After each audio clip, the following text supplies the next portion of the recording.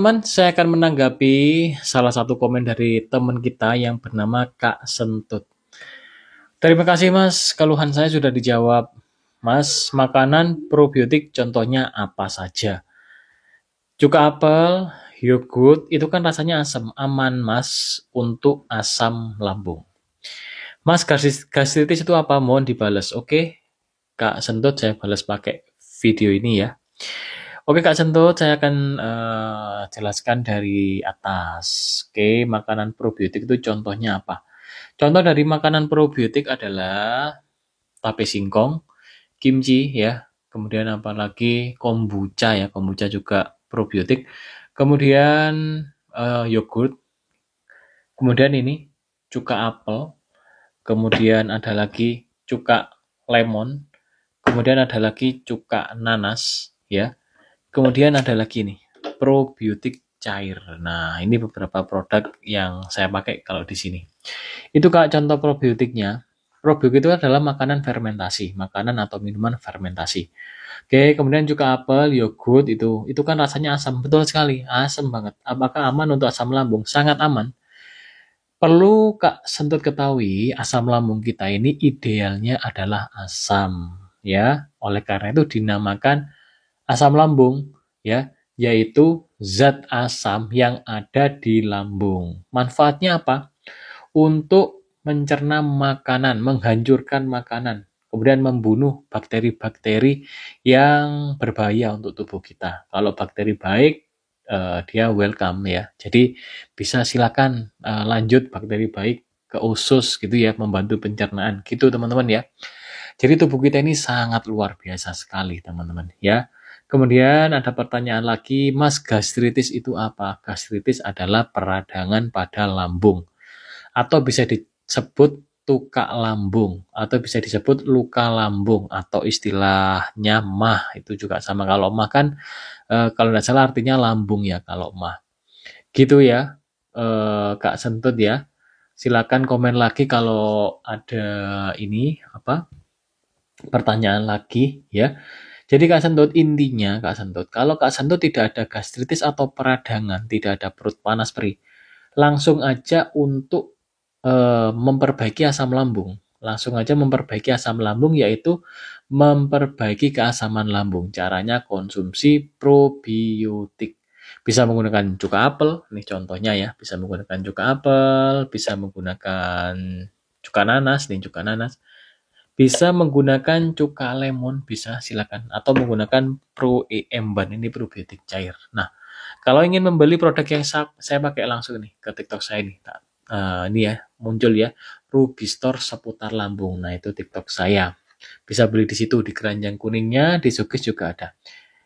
Kemudian Kak Sentut, yang harus diperhatikan lagi saat kita mau mengembalikan keasaman lambung kita ya, atau memperbaiki asam lambung kita, makanannya harus dijaga. Kakak untuk sementara tidak boleh makan makanan yang bertepung terigu atau bergluten. Tidak boleh juga makan makanan yang berlemak, tidak boleh ya. Kemudian tidak boleh juga makan makanan yang berpengawet, berwarna, tidak boleh. Apakah contohnya? Kita contohkan ya, Kak Sentut ya. Mie ya. Kemudian bakso, soto, rawon ya, kemudian apalagi ya, gulai. Kemudian daging kambing sama sapi jangan dulu karena menurut saya ini ya pengalaman saya itu terlalu sulit dicerna jangan dulu. Kemudian apalagi segala jenis snack ringan. Kemudian segala jenis produk susu ya susu sapi ya susu sapi susu kambing maksudnya susu hewani. Kemudian keju itu enggak boleh. Banyak banget itu kalau ada di sekitar kita itu banyak banget yang saya sebutkan. Sehingga untuk yang dikonsumsi aman, apakah rekomendasinya? Berarti ini telur ya, dada ayam, ikan air tawar. Ikan air laut jangan dulu karena terkadang memerlukan keasaman lambung yang ideal. Jangan dulu. Yang paling aman berdasarkan pengalaman saya, telur, dada ayam ya, ikan air tawar. Itu Kak. Kemudian kurma juga aman. Madu harus punya madu. Membantu pencernaan kita karena enzim pencernaan kita sedang tidak oke istilahnya gitu. Oh, kemudian apa lagi? eh alpukat boleh, ya. Alpukat boleh, kemudian apalagi ya, singkong kukus boleh. Kemudian kalau ada pertanyaan kok makannya itu aja, iya, itu kakak ulang-ulang setiap hari. Karena itu pengalaman saya tidak begitu menggunakan banyak makanan, Kak Sentut ya. Saya makanan itu saya ulang-ulang ya, sehingga saya bisa pulih. Saya rutin konsumsi cuka apel, pulih dikonsumsi di 6 bulanan. Jadi tidak waktu yang singkat, semisal saya konsumsi 1 botol langsung sembuh, tidak gitu Kak. Saya itu kalau nggak salah itu cuka apel ini udah habis kurang lebih di 4 sampai 5 botol gitu. Jadi kondisi asam lambung kita ini harus kita terapi itu pelan-pelan Kak, proses dari hari ke hari.